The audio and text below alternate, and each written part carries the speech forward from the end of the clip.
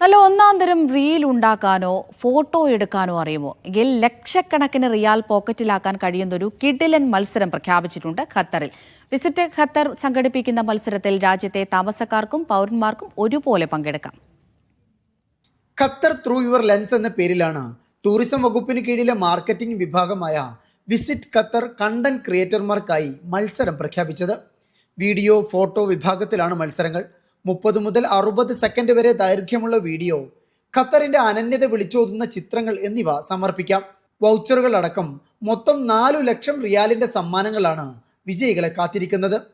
Video വിഭാഗത്തിൽ ഒന്നാം സമ്മാനം 1 ലക്ഷം റിയാലും രണ്ടാം സ്ഥാനത്തിന് 50,000 റിയാലും ലഭിക്കും.